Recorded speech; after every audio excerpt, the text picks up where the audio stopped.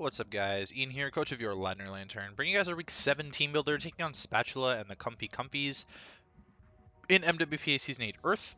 I'm playing this a week early because I'm going to be gone during the week that this game is supposed to be due, going to Disney. So let's run through his team. He's got Toxapex, Rotom Heat, Hippowdon, Gliscod, Ditto, Braviary, Lucario, Goodra, Rhyperior, Machamp, and Klinklang.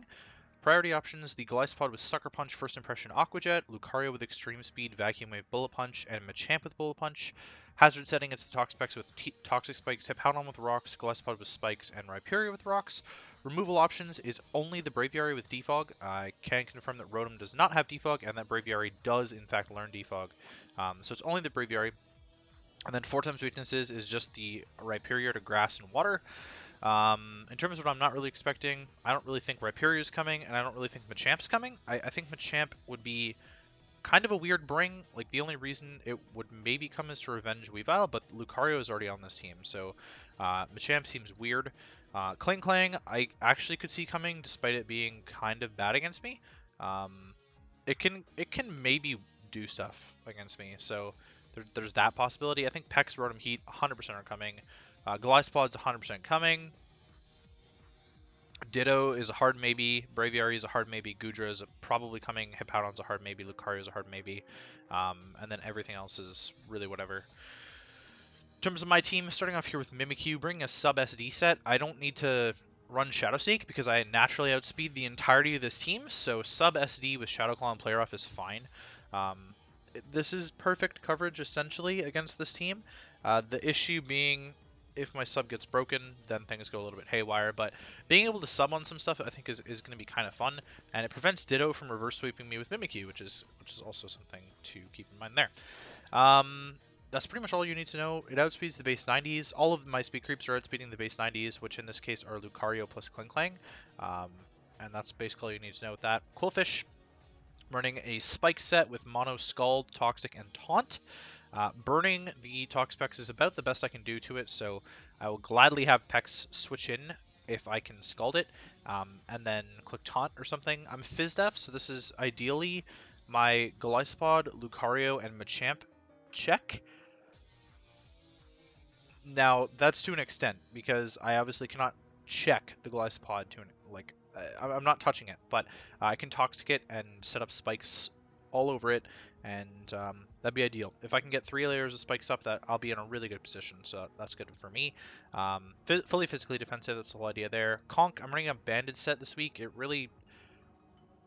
It's banded. I don't know what to say besides that. I'm running a banded set. Like, that's pretty much all there is to it. Banded Drain Punch just demolishes anything and everything that is not named Toxapex or Gliscod.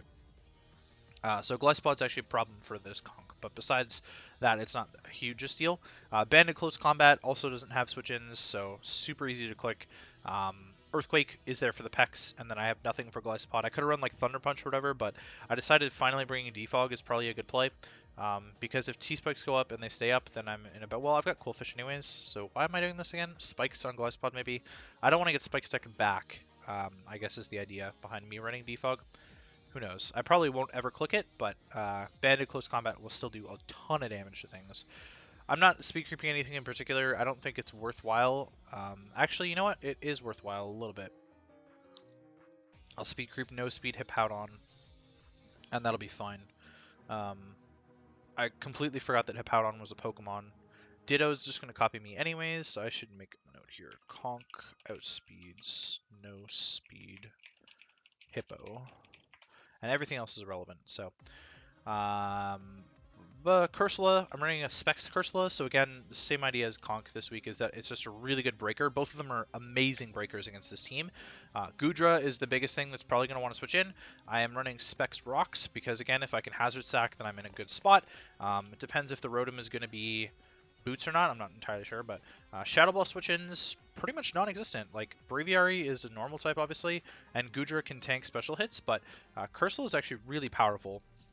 I have Power Gem there for the Braviary, which would want to switch in, and then Scald just as a backup for the Rotom Heat if I really need it, or if I need a 4x super effective move to hit the Rhyperior or something like that. I am running Perish Body. I should probably be running Speed for Rhyperior.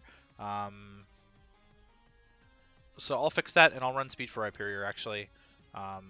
So ignore the EVs for now. I'll run enough speed on Rhyperior to outrun Rhyperior, because that's probably necessary. Cursula outspeed, well, base 40s. Base 40s with Gillespie and Rhyperior if they're running no speed. That's pretty much it for Cursula. Raichu, I'm running a leftover set. This can deal with Talk Specs a little bit. It can kind of break the Talk Specs, kind of. If it's Sped F-Pex, I can't, but if it's Sped F-Pex, then it loses to Mimikyu, so it's irrelevant. Volt Switch, T-Bolt, Grass Knot, Surf. I'm running both extra coverages for the Rhyperior, and I'll probably click Surf right off the bat, because if I had to guess, Goodra would be the switch-in, and I don't want to give that thing a Sap Sipper boost. But it's also there. Why?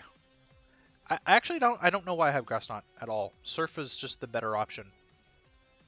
So I think we'll get rid of Grass Knot for Nasty Plot. I don't know if Nasty Plot's compatible.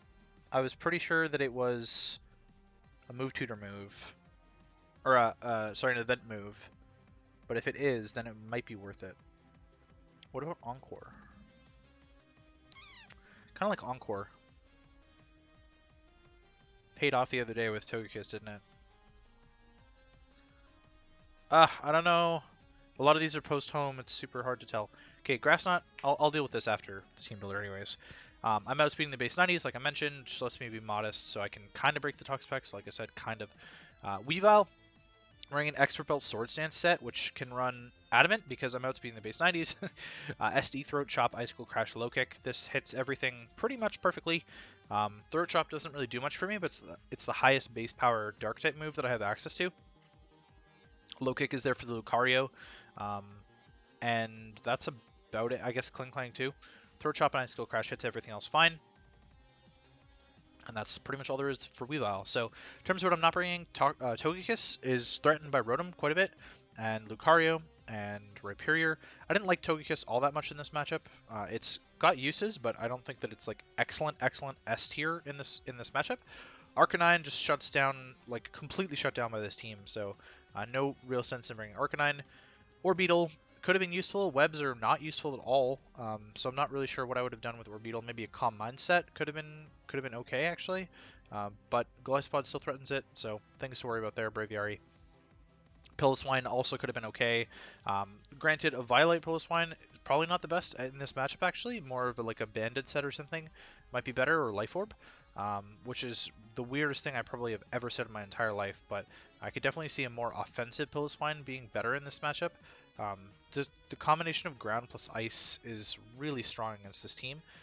Like Mamoswine would just tear it apart, and you could say that about pretty much every team, and like almost ever. But in particular, I think that Piloswine could have been good offensively here. Flapple, probably not so much. Not the worst Mon in the world in this matchup, but it's also not that great. Again, excuse me, threatened by the same things that Orbeetle is, Gillespie, Braviary. So that is going to be for me. Hopefully you guys enjoyed. I will fix up the team here and see you guys for the match.